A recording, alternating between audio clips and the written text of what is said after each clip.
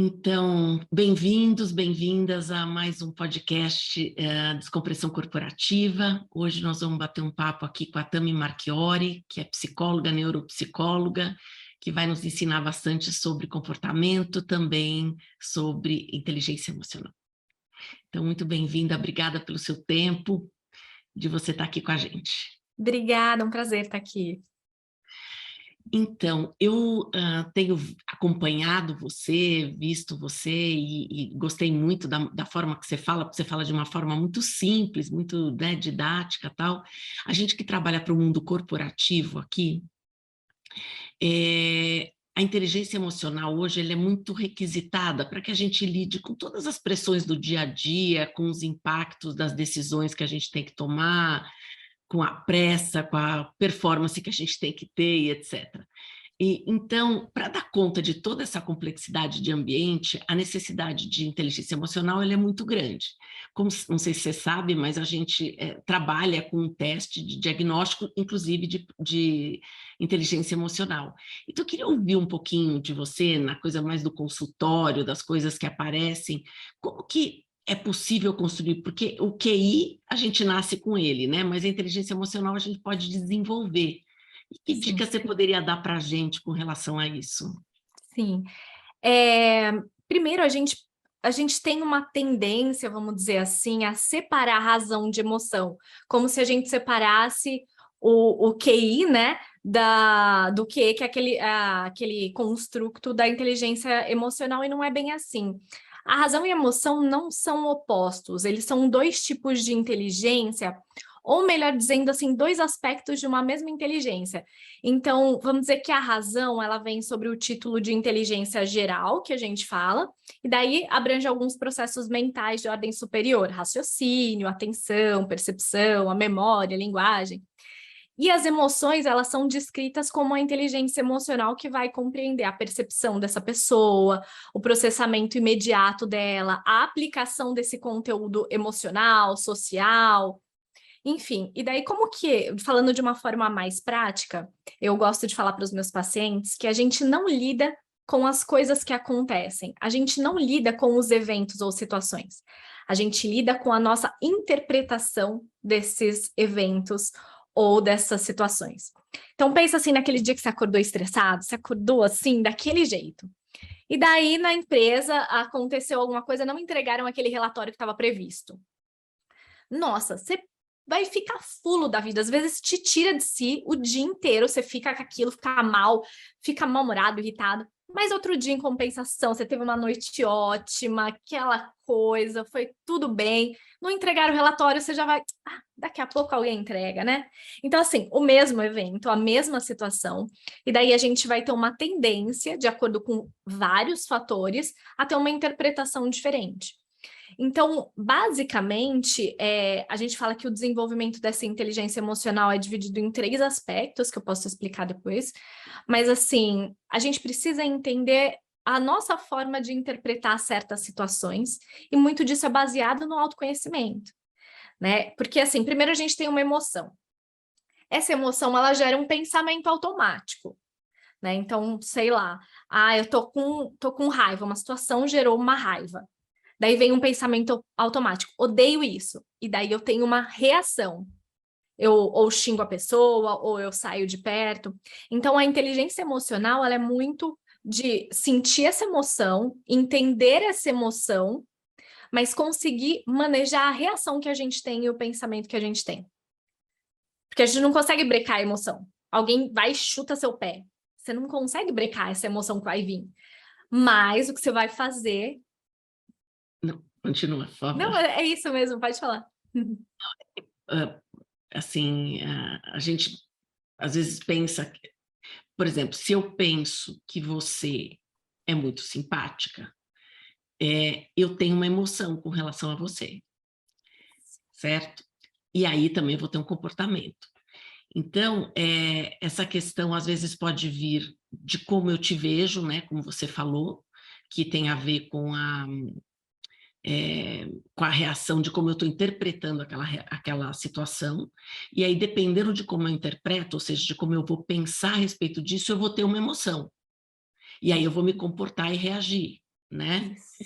Então, uma coisa que eu vejo muitas vezes é o controle dessa ansiedade, dessa angústia que aparece às vezes no dia a dia, e eu sei que tem o controle de impulso, que é um fator muito importante dentro da inteligência emocional, né?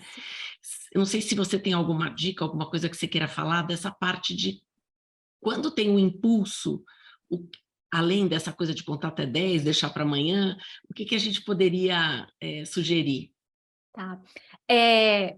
Quando a gente fala em inteligência emocional, uma das áreas do cérebro relacionadas à inteligência emocional é essa área aqui do córtex pré-frontal, que é relacionada justamente ao controle do impulso, a essa análise, né? É como se fosse o nosso sistema de análise ali. Ah, isso aqui faz sentido, não faz, né? Aquela coisa que diferencia a gente de outros animais, vamos dizer assim.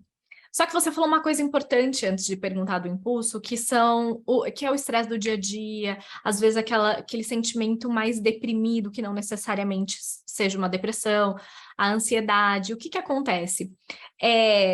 Determinados fatores ou até transtornos mentais, se a gente pensar, hoje a depressão é em alguns países já o transtorno que gera mais afastamento no trabalho. O Brasil foi considerado o país com mais pessoas com transtornos ansiosos no mundo. Então, é muita gente com tais transtornos mentais. E o que que acontece? Esses transtornos mentais, eles funcionam de uma forma analógica, assim, de explicar, como uma lente, um filtro cinza. Então, sabe esses pensamentos, essa interpretação que a gente falou? Ficam muito afetados em prol do lado negativo. Uhum. E isso, às vezes, é difícil controlar por si só, sem um tratamento, se houver algum transtorno mental, porque a pessoa vai ter uma tendência a interpretações negativas, e isso vai gerar o todo que a gente explicou que veio depois. Mas voltando um pouquinho sobre a questão desse impulso, dessa reação, isso é uma coisa treinável. Então, não tem nada a falar que, 2 dicas para você não ser impulsivo. Não existe isso aí, né? Tem algumas técnicas, como você falou, espera 2 minutos, vai no banheiro, alguma coisa, espera 2 minutos, que é um tempo para a reação emocional diminuir um pouquinho, pensa em outras coisas, mas é meio que enxugar gelo, né? Porque o ideal para que você consiga lidar melhor com essa impulsividade, e algumas pessoas são mais reativas do que outras, é literalmente você treinar essa capacidade. Como que eu treino essa capacidade, Tami? Trazendo esse pensamento, essa análise antes da reação. Uhum. Então, a gente pode fazer pré-combinados, pré-determinados consigo mesmo. Por exemplo, aconteceu alguma coisa, eu senti que a reação, eu vou me perguntar, faz sentido? Quanto de 0 a 10? Gente, eu sei que é mais fácil falar, tá? A gente trabalha isso em terapia, não é assim, tá? Você sai no primeiro dia, não é assim, eu sei. Mas, assim, é treinável. Eu gosto de falar, eu quero ficar com um tanquinho, Tami, na barriga. Você vai na academia um dia e sai de lá parecendo o Brad Pitt no filme Troia? Não, né?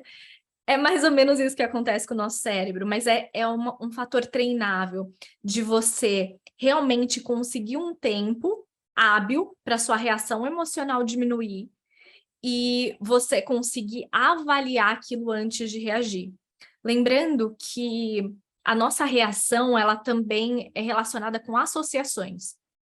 Então, vamos supor, sei lá, se alguém fala, sei lá, do meu corpo, dependendo das associações que eu tenho, vamos supor que eu já sofri bullying, já foi um sofrimento, um namorado terminou comigo por causa do meu corpo, isso me fere tanto por causa de associações passadas que é mais difícil reagir do que uma outra pessoa. Então, esse todo do ser humano precisa ser avaliado. Então, você mesmo se autoavaliar. O que isso levanta em você e por que é tão reativo é importante. Saber os gatilhos, né? Os gatilhos que me tocam, que são diferentes de pessoa para pessoa. Então, se eu tenho um autoconhecimento e sei quais são os, os pontos, eu ia falar triggers, né? Os gatilhos, é muito mais fácil, porque daí eu tenho um autoconhecimento para saber disso. Mas às vezes as pessoas não percebem qual é o padrão que ela segue, né? Exatamente. Por isso que a gente sempre fala, a base, na verdade, da inteligência emocional, ela vem do autoconhecimento. Não tem como fugir tanto disso, assim. É. Agora, por exemplo, tem algumas pessoas, né? Hoje tem sido cada vez, eu não sei se isto é porque hoje a gente tem mais diagnóstico ou se realmente a gente tem mais, né? De pessoas que dizem que têm déficit de atenção, que têm TDAH, que, como é que faz, que isso tem um impacto, obviamente, na emoção e também nas reações psicológicas. Eu sei que você também trabalha com isso, né? Não sei se você faz diagnóstico disso, se você puder contar, porque as pessoas às vezes sofrem com isso, não só no trabalho, mas na escola, em vários lugares. Sim, tem algumas pesquisas que, ao contrário do que muita gente pensa, mostram que, na verdade, o TDAH, ele tem subdiagnóstico, e não mais do que deveria, mas o contrário disso. É claro que se a gente pensa em determinados fatores ambientes, a gente tem um maior nível de diagnóstico, pessoas que têm condições de procurar esse diagnóstico, mas, gente, não é a maioria da população. E mesmo quando a gente fala de profissionais da área de saúde mental, eu dou aula para outros profissionais, muitos nem sabem fechar o diagnóstico. Muitos, assim. Então, a gente tem muito diagnóstico equivocado também, então tem várias questões que influenciam, mas eu dei até, acho que faz uns 2 anos, eu dei uma entrevista para Isto É, e estava falando sobre isso, que assim, as questões de saúde mental é muito discutido, né? Realmente aumentou tanto os transtornos mentais, aumentaram tanto, ou tem mais diagnóstico, ou se fala mais o que está acontecendo. E, na verdade, vários fatores vão influenciar. Então, realmente, a gente está falando mais sobre isso, os profissionais têm mais conhecimento a respeito, é muito difícil você falar assim, meu avô foi diagnosticado com depressão, ansiedade. Não, né? Pelo menos na minha idade, meus avós não tinham acesso a isso, né? Então, você falava, minha avó era meio doida, meu avô bebia muito, ou era agressivo, mas ninguém falava de diagnósticos, né? Então, tem essa questão porque não tinha acesso, enfim. Mas tem alguns fatores que influenciam também, fatores sociais, fatores econômicos, políticos, várias coisas também influenciam. Daí tinha uma pesquisa relacionando também o grande número de transtornos mentais, por exemplo, na América do Sul. Então, daí tem vários fatores socioeconômicos, poxa, obviamente uma pessoa que está sem emprego, que precisa sustentar a família, que precisa lidar com N coisas, ela vai ter maior chance por fatores ambientais a desenvolver um transtorno mental, como depressão, ansiedade, né? Então, mais ou menos isso. A dificuldade que a gente tem na América Latina de lidar não só com isso, mas de segurança, de estabilidade, de tudo isso deixa todo mundo com o sistema límbico aguçado aí, porque você sai na rua, você tem medo de ser assaltado, de roubarem seu celular que você tocou, então as pessoas ficam mesmo já em estado de alerta muito tenso, e ela nem percebe como que ela já está, porque aquilo já faz parte dela, então quase que é um alerta crônico, né? E isso é desgastante emocionalmente para as pessoas, né? Vão enfrentar Exato. trânsito, vão enfrentar um monte de coisa, ou o cara que quer quebrar seu vidro, sei lá o que acontece, mas isso é uma coisa que é um somatório, né? Que você vai ficando cada vez mais estressado e vai provavelmente gerando um curto-circuito mais fácil das pessoas. Exatamente. É. Eu imagino que deva ser em função disso também que a América Latina tem esses índices mais altos. Sim, foi exatamente isso que você explanou que foi falado, exatamente isso. Claro que tem fatores genéticos, fatores psicológicos, sociais, mas isso influencia muito, porque tem muita relação com o estresse ele libera hormônios, isso constantemente no nosso corpo tem efeitos que não são bacanas, então assim, é um todo. Sobre o TDAH em específico, é um transtorno neurobiológico de causa predominantemente genéticas, então não influenciaria tanto no TDAH, mas daí a gente tem uma outra questão que, assim, ansiedade, depressão, problemas da nossa vida vão afetar nosso nível atencional. Você concorda comigo que você está ansioso com algum problema que você vai resolver? Você às vezes não... Se eu tô preocupada que, sei lá, meu filho tá lá com febre, eu não vou estar prestando total atenção aqui no que você tá falando. Só que hoje, tudo... eu vejo isso pelas redes sociais, que eu trabalho muito, e daí muita gente me manda, eu não consigo prestar atenção, é TDAH? Não, peraí, né? Calma lá, não é assim também. Então tem isso das pessoas se autodiagnosticarem hoje. Então, tristeza é depressão, não consigo dormir, tô com insônia crônica, não consigo prestar atenção, é TDAH, tem isso. Assim, a gente também tem uma coisa de que o nosso cérebro está sendo estimulado o tempo todo com várias coisas. Então, a gente está treinando o cérebro para não prestar atenção também, né? Na medida que você faz muitas coisas o tempo todo, você vai criando, olha, é mais difícil você prestar atenção na medida que você tem muitos estímulos. Então, você não treina o seu cérebro para ele ser focado. Pelo contrário, você treina ele para ser desfocado. E a gente, às vezes, não percebe que isso também está aumentando muito. Nós temos hábitos, né? A gente vive com o celular e depende do celular, etc. Mas eu acho que, por contrapartida, estimular a meditação, estimular essas coisas que todo mundo tem falado, e você também fala bastante, da questão de fazer exercício físico e etc., para equilibrar, né, as questões. Mas quando você, não sei se você tem isso na sua clínica, que pessoas do mundo corporativo, que quando chegam lá, o que você observa, o que elas sofrem mais? Burnout, sem dúvida burnout.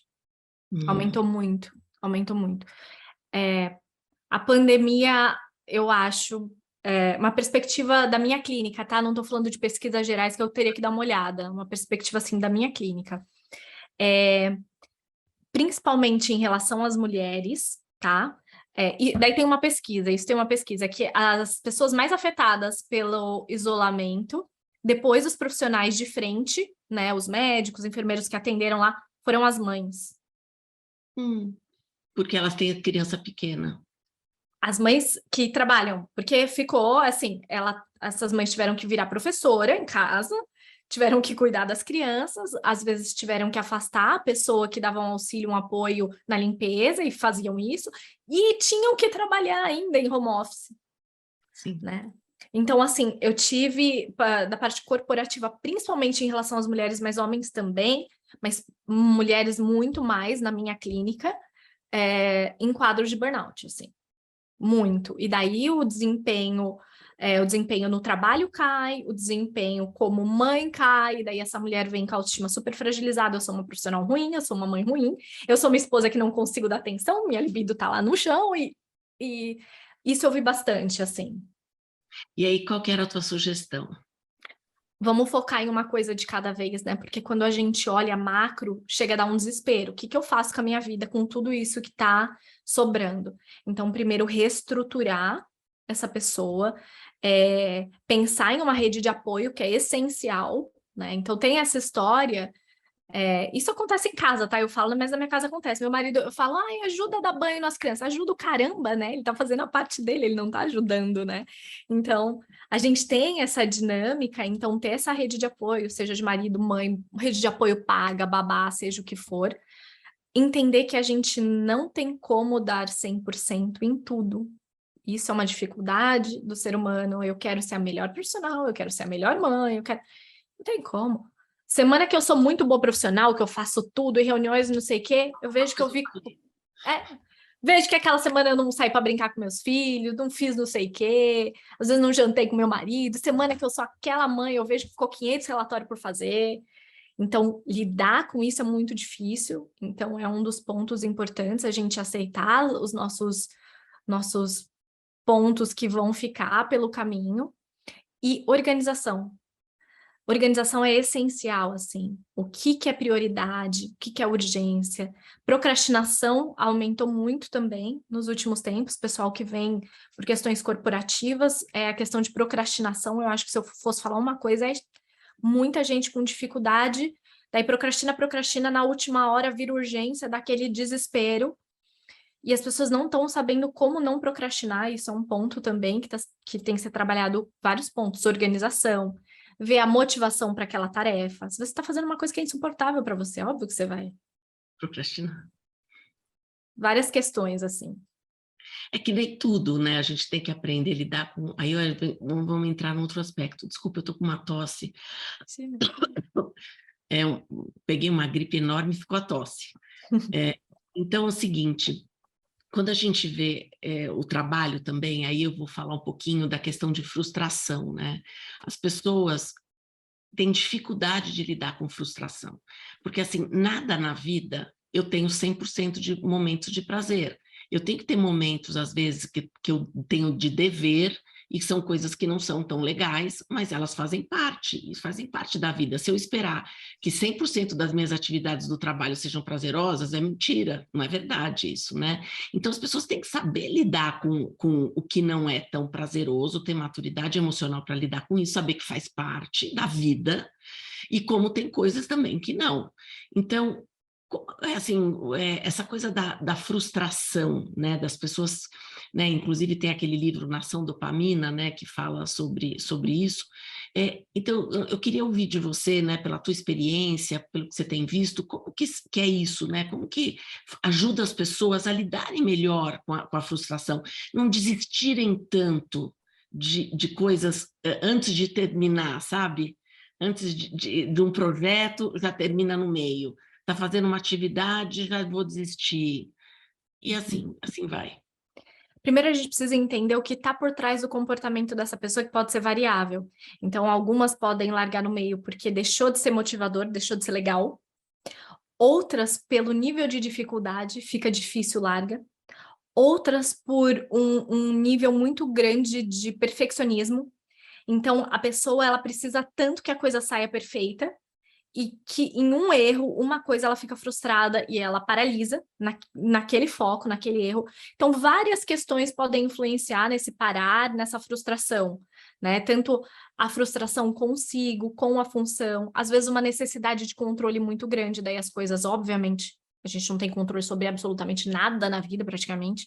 Então, sai do controle, a pessoa se frustra, porque não saiu do jeito que ela queria, que ela idealizava. Então, a primeira coisa é identificar o que está por trás dessa frustração ou dessa procrastinação.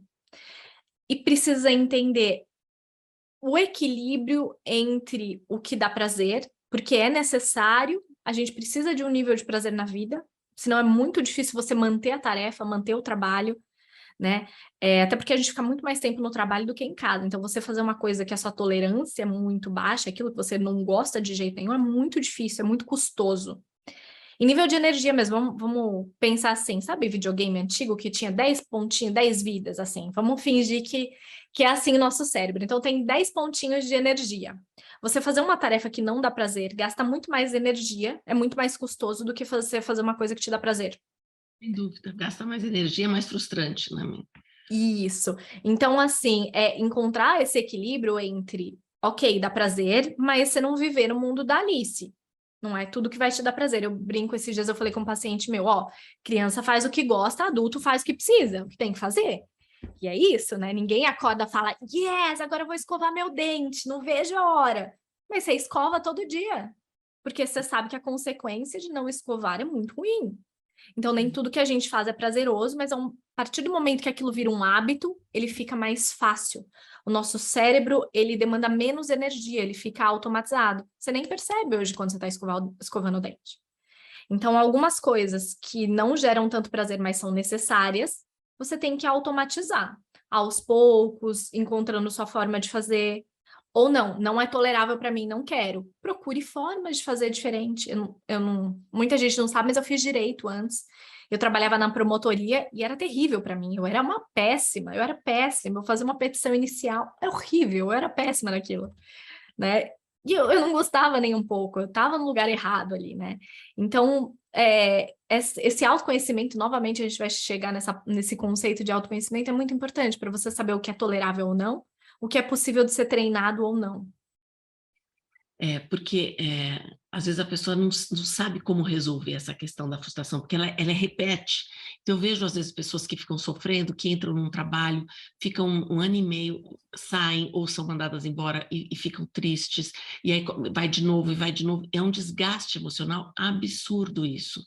E ela não sabe como sair desse ciclo, porque não é um ciclo virtuoso, é vicioso, né? Porque vai levando ela para baixo e vai afetando a autoestima, vai dando um monte de consequências dessas escolhas. Então, assim, vocês, eu empatizo muito com a dor, né, dessas pessoas, porque, como eu falei, como a autoestima vai ficando mais baixa, a autoconfiança vai ficando mais baixa, ela já não sabe mais para que ela serve. Se aquilo que ela sabia fazer continua fazendo, se muda de carreira, se não muda, se é aquilo, acaba não tendo clareza para poder ter certeza dos próximos passos, né? Sim. E tem profissionais, assim, tem processos não só de psicoterapia, mas de análise profissional e etc., que ajudam muito, porque às vezes é difícil sair sozinho, enxergar sozinho.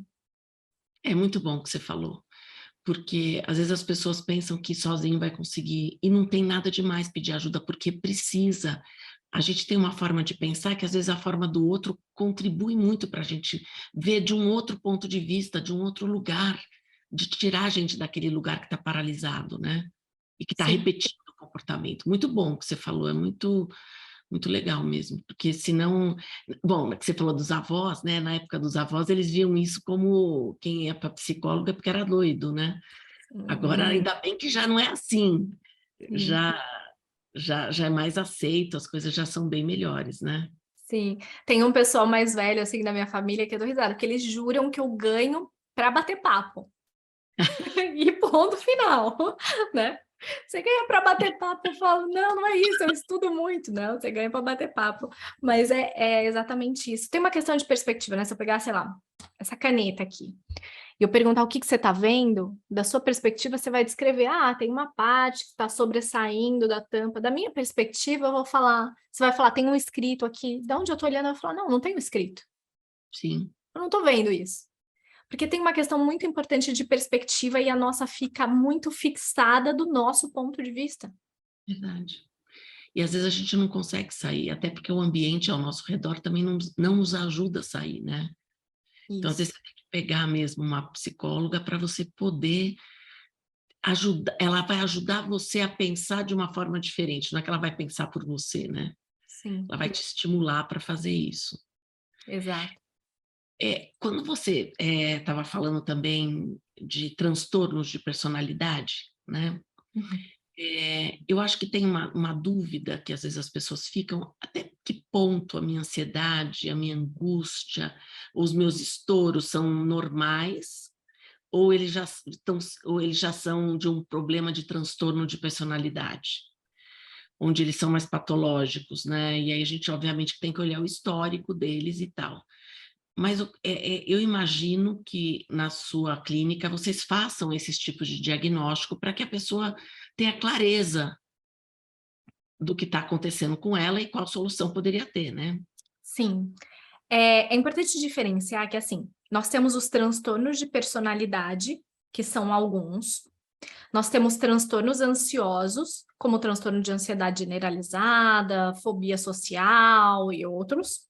E nós temos transtornos de humor, como depressão, bipolaridade. Então, são categorias diferentes de transtornos que podem acontecer de forma comórbida, ou seja, juntos. Então, é bem comum que uma pessoa com transtorno de personalidade, por exemplo, tenha um transtorno ansioso também, ou tenha uma depressão também.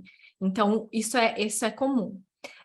Mas também, como eu sei que esse diacho de comportamento que está acontecendo comigo, ele é patológico ou está num limite ali.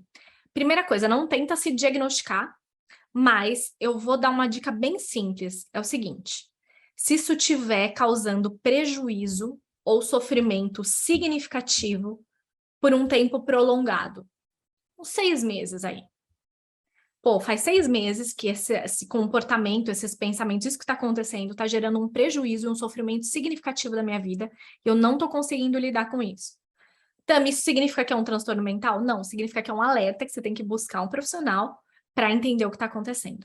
E aí o profissional vai avaliar o caso, né? Diagnosticar o caso. Diagnosticar não significa bater martelo para um transtorno mental, é chegar a alguma conclusão. Qual a importância disso? Não é rótulo. É saber que intervenção vai te ajudar, porque se a gente não tem um norte, a gente fica fazendo tudo e não faz nada, né? Sim. Então, por isso que é importante. Mas, assim, então, seria o caso de a gente esperar esse período para ver se ele é consistente, se não é só uma fase, porque também, às vezes, as pessoas precisam entender que tristeza faz parte da vida, né? E que ela é curadora também, ela às vezes leva a gente para um lugar de desenvolvimento, e é importante esse ciclo, né? De alegria, porque eu também não sei o que é tristeza se eu só tenho alegria, eu só vou saber o que é frio se eu sei o que é o calor, né? Uhum. Então, a gente precisa entender que esses sentimentos fazem parte. Às vezes a ansiedade não é doentia, ela é um alerta, ela pode estar dizendo coisas sobre você, mas essa consistência, como você falou, de 6 meses, que poderia ser algo para procurar, por exemplo, uma clínica como a sua de neuropsicologia para fazer um diagnóstico e poder, eventualmente, até tomar remédio com psiquiatra, né? É assim, você não precisa ficar sofrendo todo esse tempo sem apoio. Às vezes você vai falar também, tá um mês, não tá melhorando. Você pode ter apoio de um profissional? Pode, mas não necessariamente é um alerta mais assim para um transtorno mental, tá? Mas, claro que às vezes você não precisa passar por um sofrimento de 6 meses. Poxa, 6 meses é metade de um ano. Se você tá sofrendo e tendo prejuízo por 6 meses, às vezes você já ferrou seu relacionamento, seu trabalho, você já ferrou tudo em 6 meses, às vezes. Então, não precisa sofrer por todo esse tempo para procurar ajuda, mas a gente tem ali um norte de quando pode ser um alerta maior de um transtorno. Não que todo transtorno tem que ter 6 meses, isso é variável de transtorno para transtorno, vai ser avaliado, mas a gente tem aí um norte. Só que eu tinha um professor da faculdade que ele falava uma coisa muito interessante, que a vida é feita de altos e baixos. Daí ele dava um exemplo que eu adoro, que é o seguinte, sabe aquela maquininha de hospital, assim, que faz tu, quando a gente tá vivo? Isso, daí ele falou, vida é isso, tu, se você tá esperando sua vida assim, estável, ele falou, isso é a morte. Sim. E é bem isso mesmo. E é deixar a vida morna também. Sim, apática, né? Que é uma outra questão, muita gente acha que depressão é estar triste, chorando, e na verdade um dos sintomas mais comuns da depressão não é tristeza, é a apatia. É o fato de você não sentir nada. Não ter vontade de nada, né? Isso. Não conseguir sair do lugar, não querer levantar da cama. Mas tem níveis também de depressão, né? Sim, sim. É, uma depressão leve, por exemplo, a pessoa consegue fazer as coisas do dia a dia, mas demanda um esforço maior dela. Ela fica com menos energia física, menos energia mental, tudo demanda mais, ela não tem tanta motivação, tanta vontade, né? E já numa depressão grave, a pessoa às vezes não consegue nem tomar banho. Não quer sair da cama, né? Eu tenho uma pessoa que eu conheci que ela, perdão, ela ficou no quarto, ela não queria abrir nem a janela, Uhum, a cortina, assim, então para entrar claridade, uma coisa. exatamente. É altamente incapacitante, altamente. Mas aí já é um caso mais de uma gravidade maior, né? É, mas às vezes se a gente consegue até, por exemplo, fazer uma intervenção, não evolui tanto o caso. Não são todos os casos, tá? Não é necessariamente a pessoa vai passar de leve para moderado para grave. Não necessariamente é assim. Mas às vezes, com certeza, se você tem um tratamento o quanto antes, você tem menos prejuízo na sua vida, né? Sim. Eu tenho uma paciente que ficou 5 anos praticamente no quarto. Mas ninguém fez nada para ajudar ela? Ah, tentavam, mas ela teve erro no diagnóstico também, então ela tomava medicações e tal e não funcionava. Foi um conjunto de coisas erradas no caso dela. Mas assim, olha o quanto ela perdeu, né? Muitos anos de vida, né? Sim, sim. Eles diagnosticaram o quê para ela? Depois viram que era um caso de bipolaridade, por isso que também é um transtorno de humor como depressão. Ela, a princípio, tinha sido diagnosticada como depressão unipolar, só que as medicações para depressão unipolar, que é a depressão que todo mundo conhece, muitas vezes tem um efeito, não tem efeito, ou às vezes até um efeito de pior em casos de bipolaridade. Demoraram muito para fechar o diagnóstico correto no caso dela. Então ela tinha momentos de mania também. Aí que tá, o dela era predominantemente no polo depressivo, só que ela teve uns momentos de mania, só que o psiquiatra que atendeu ela na época, eu não acompanhava ela nesse período, ela veio para mim já depois. Ele achou que era transtorno de personalidade e não avaliou como mania. Então foi muito erro, assim, junto em um caso só, sabe? Mas eu falo que assim, gente, tudo a gente consegue na vida. Você consegue um namorado novo, um marido novo, você consegue roupa nova, você consegue emprego novo, só tem um negócio, um recurso que a gente não consegue na vida, que é tempo. Sim. Você não consegue reverter o tempo. Não. Então, como você usa ele, né? Só vai para frente. Eu ouvi outro dia na internet um negócio que eu achei muito interessante, que falou o seguinte: pega a tua vida e divide ela em 8, como se fosse uma pizza. E aí você vê quantos anos você vai... Imagina que você vai morrer com 90 anos. Aí você divide lá, dá uns 13 anos, sei lá quanto. Quantos você já viveu? Quantos pedaços de pizza você tem para viver ainda? Aí você olha aquilo, dá uma responsabilidade que você fala, nossa, a maioria já foi. Então, como é que com que qualidade de vida eu vou viver agora? E assim, e fora que tem um pedaço também do final da pizza, que você já não tem tanta mobilidade às vezes pode ser que sim, mas normalmente você já não tem a vida para aproveitar com toda aquela vivacidade que você tem em alguns pedaços antes, né? Então, deixa uma metade de um pedaço para lá, mas isso é uma coisa muito interessante para a gente pensar. Outro dia eu também vi, eu não sei se é porque foi aparecendo, né, que você chama, e ele falou para dividir em número de dias. E aí, quantos dias você vai viver, e também dos dias você tira quantos você já passou e também vê a conta de quanto. Então, o impacto é o mesmo, né? Tipo, olha, o que eu estou fazendo com a minha vida? Essa que é a questão. Então, que decisões de qualidade eu vou tomar agora para ser responsável, para ter mais propósito, mais significado, mais felicidade, etc., né? Sim. Na vida. Você fala uma coisa maravilhosa que é decisões. Eu sei que não é fácil, tá? Mas no fim das contas, é muito sobre as escolhas que a gente toma. Né? É que a gente pensa muito distante, assim, quem você quer ser, por exemplo? Eu quero ser uma pessoa bem-sucedida, eu quero um relacionamento assim, eu não quero relacionamento nenhum, eu quero conquistar isso, isso. Tá, daí parece muito distante. Mas quando você para e pensa assim, essa pessoa que você quer ser, o que vai te fazer chegar lá são as decisões muito pequenas que você toma no dia a dia. Aquelas ridículas, assim, sabe? São essas decisões que te aproximam ou te afastam daquilo que você quer ser. Então, não estou dizendo que é fácil, às vezes essas decisões são incômodas, às vezes elas são difíceis, às vezes elas até geram sofrimento, dependendo do quanto de limite a gente tem que impor, do que a gente tem que se afastar ou não, mas são escolhas. Sim. Não, é porque às vezes a gente tem a sensação de que o tempo é infinito, né? E é sempre o amanhã, não está longe. E aí você às vezes não tem a consequência clara do que tem que fazer, Sim, né? exatamente. Você sente que tem uma tendência hoje dessa geração ter um comportamento muito mais ansioso do que as gerações passadas, ou isso é só uma fantasia, isso não é real? É real, sim. Sim. Eles têm menos tolerância à frustração, mais níveis de ansiedade, mais dificuldade em gerenciar as emoções. Então, sim, várias coisas se atribuem a isso. A gente tem, claro, questões de cunho biológico, orgânico, mas tem uma questão cultural bem importante, a questão do uso e às vezes até abuso de telas, né, dessa distração. Sempre, você nunca está lidando com nada, você está sempre se distraindo. Veio uma coisa ruim, eu me distraio.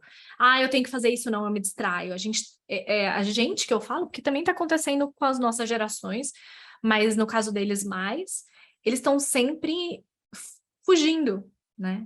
Eu acho impressionante que às vezes tá no Netflix, né? E daí meu filho, eu tenho 2 filhos, e quando eles não conseguem esperar aquele negocinho do próximo episódio de jeito nenhum, eles vão caçar o controle.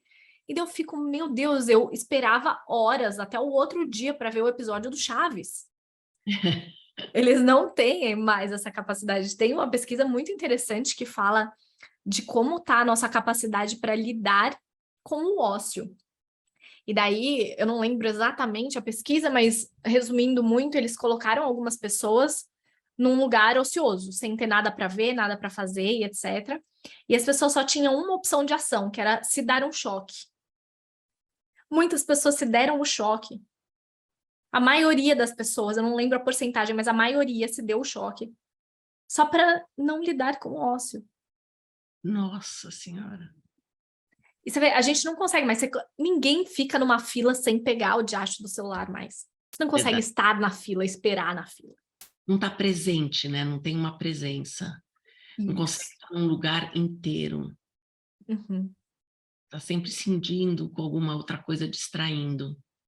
E aí tem que entrar em contato com algumas coisas quando chega a frustração, né? E aí quer sair desse lugar rápido e não é bem assim. Exato. Porque tudo que a gente alcançou, a gente foi alcançando ao longo do nosso desenvolvimento. E não estou dizendo se é bom ou ruim, acredito que as novas gerações têm, né, um olhar mais, talvez os pais hoje, eu estou generalizando muito, claro, mas assim, os pais hoje têm um olhar de cunho emocional diferente do que das gerações passadas, né? Mas acho que a gente tem benefícios e malefícios em relação aos estilos parentais das últimas gerações, sem dúvida, assim. É uma questão complicada. Porque o pai também, às vezes, está distraído no celular e não está presente com o filho também, né? Então, ele não Muito. tá, perdão, ele não está emocionalmente conectado, né? Ele não tem horas de qualidade com o teu filho, porque ele também está distraído. Você sabe que outro dia eu estava, eu não sei, eu já estava irritada. A menina falava para a mãe, mãe, e ela no celular, assim, no celular. Meu, me dá uma agonia de ver aquela criança chamando e ela, sabe, era como se fosse um... eu lembrei agora da cena, eu estava no avião, essa mãe estava sentada do meu lado no avião, e a filhinha perguntava um monte de coisas para ela e ela estava distraída no celular. Eu não sei o que ela estava fazendo no celular, porque estava no avião, mas foi incrível isso, e a angústia daquela criança. Então, isso é uma coisa que forma uma indisponibilidade, né? E ela vai introjetar isso de alguma maneira, que não vai ser positiva, obviamente, né? Uma indisponibilidade emocional, às vezes é uma mãe funcional, não é uma mãe afetiva, e tem consequência isso. Sim, sim. Porque a criança, como que a gente cria a nossa autoestima? Desde bebezinho lá, quando a gente tem 1 ano e pouquinho e a gente se entende como algo diferente da nossa mãe. Essa consciência de autoestima, de alto valor, ela é muito baseada no valor que nos é dado no sentido da comunicação verbal e não só o que é falado, mas o tempo, os gestos, as expressões, o afeto que é despendido. Então, você vai introjetando que você tem esse valor. Não é só isso. Mas, assim, essa indisponibilidade afetiva, em geral, está muito relacionada com baixa autoestima, e daí você vê adolescentes e adultos. Olha, eu tenho muitos pacientes aí de 25 anos que são adolescentes. Totalmente. Parecem, assim, numa dinâmica de funcionamento comigo com uns 16 anos, assim. Isso está acontecendo cada vez mais, assim, não sei em nível de pesquisa, mas ao meu ver no ambiente clínico. Então, essa insegurança de ir para o mundo, de viver, de tá, eu fui demitido, então amanhã eu procuro outra coisa. Ah, não, meu chefe brigou comigo, ai meu Deus, fim do mundo. Não gostaram do meu relatório, ai meu Deus, fim do mundo. Né? E eu lembro até hoje, assim, um dos primeiros trabalhos que eu peguei, eu fui, e daí poxa, já tinha feito faculdade e tal, me colocaram para servir café. E eu fui pé da vida falar com meu pai. Você não acredita? Me colocaram para servir café, que não sei o que. Daí meu pai olhou para mim. Então você sirva o melhor café que você pode servir. Perfeito. Porque faz parte do aprendizado, né? Muito bom. Que mais pais falem isso, não Sim. é? Bom, para a gente assim concluir aqui o nosso bate-papo, que leve de tantos desenvolvimentos, né, que é um processo, quando o adulto já chega numa fase que ele está sem autoestima, né? Já tem uma criança ferida lá atrás e ela já está com dificuldade, e ele já é um adulto que tem consequências disso, né? Das inseguranças, enfim, da falta de autoestima. O que você pensa que seria eficaz para que a gente aumentasse, ajudasse essa pessoa a ter recursos para lidar mais consigo mesmo, né? Buscando mais autoestima e aí, consequentemente, mais autoconfiança e vai lidar com a vida diferente. Tá. Algumas coisas eu vou levantar alguns pontos aqui. O primeiro é que a autoestima muitas vezes está vinculada com autocuidado. Então, isso é possível facilmente ser alterado, no sentido de faça seu exercício físico, se alimente bem, se cuide, maneje o estresse, coloque limites em pessoas que não são bacanas na sua vida, sabe? Durma bem. O sono é essencial, inclusive, para os seus níveis de pensamento, níveis de estresse. Então, esse autocuidado é a base de tudo e a gente não precisa de um milagre para isso acontecer. Segundo ponto, faça coisas que te dão prazer e que você sinta que você é bom, que você consiga ir trabalhando essa autovalidação, né? Então, uma pessoa que tem uma baixa autoestima, ela tem uma tendência a maximizar as coisas negativas que ela faz e minimizar as coisas positivas. Então, ela não dá valor ao que é bom e tudo, qualquer caca que ela faz, nossa, é enorme. Então, pense um pouquinho a respeito dessa distorção cognitiva, comece a validar as coisas positivas que você já fez, os feedbacks positivos que já te deram. Então, comece a propositalmente focar mais atenção nisso, né? Outro ponto, não é tão fácil, porque a autoestima envolve uma coisa que a gente chama de crenças nucleares. Por isso, eu recomendo que, se está gerando já prejuízo e etc., você realmente procure terapia para te ajudar a lidar com essa questão que está um pouco mais para baixo do iceberg, que nem sempre é possível, ou é mais difícil a gente lidar sozinho. É uma terapia para ajudar a se enxergar de forma diferente, né? Buscar outros recursos. Isso. E também tem muita gente que ela tem uma exigência de si mesma muito alta, então, quando terminou de fazer alguma coisa, mesmo que tenha sido boa, fala, mas e a próxima, né? Então, já vamos para a próxima. Tem um lado bom isso, que é você sempre tá melhorando, tá buscando melhorar, mas tem um lado ruim que você não alimenta a tua autoestima, né? Então, o ideal é ter um equilíbrio entre as duas coisas. Sim, porque senão você é sempre insuficiente, né? Isso, muito bom. E essa insuficiência gera um sentimento muito ruim, né? Desconfortável. Sim, sim, A gente nunca é o bastante, né? E se exato. tá com gente demandante ainda, nossa senhora, Sim. mas é isso. Bom, não sei se você quer falar mais alguma coisa, algum recado aí para as pessoas do mundo corporativo. Eu vou dar uma dica que eu acho que pode ajudar tanto na vida pessoal quanto corporativa, que a gente estava falando de ansiedade, estresse, níveis de depressão, baixa autoestima, e eu acho que são coisas bem facinhas, assim, que dá para você colocar em prática e que a gente vem esquecendo ao longo do tempo, que é estar presente, que é uma coisa que você falou. Tami, como? Uma coisa besta. Você está tomando banho? Esteja tomando banho. Se está tomando banho, não pensa no mercado. Presta atenção na pressão da água, na temperatura da água, no cheiro do shampoo, esteja presente, tenta ativar um pouco mais seu sentido se sua cabeça toma conta. O tato, o olfato, então tenta ativar um pouco mais para você estar presente. Está comendo? Esteja comendo, não come assim, ó. Não, não, não. Sente o gosto da comida, a textura da comida, onde a comida pega. Você pode fazer um exercício bem legal, ou com vinho ou com chocolate. Esse exercício é de mindfulness mesmo. Então, você põe um pouquinho na boca o vinho ou chocolate, presta atenção em que área da sua língua pega, qual a textura, onde é mais doce, onde é mais amargo. Então, são coisas muito pequenas que você pode ir inserindo aos poucos no seu dia para você estar mais presente para você se reconectar um pouquinho com você. Muito bom, boa dica. Muito obrigada, foi um prazer conversar com você. E obrigada aí pelo seu tempo também, de se dedicar aqui, ainda mais que você está fora aí, né? E espero que a gente aí bata o papo mais proximamente. Obrigada, adorei participar. Qualquer coisa eu estou à disposição. Obrigada. Obrigada, tchau, tchau. Tchau, tchau.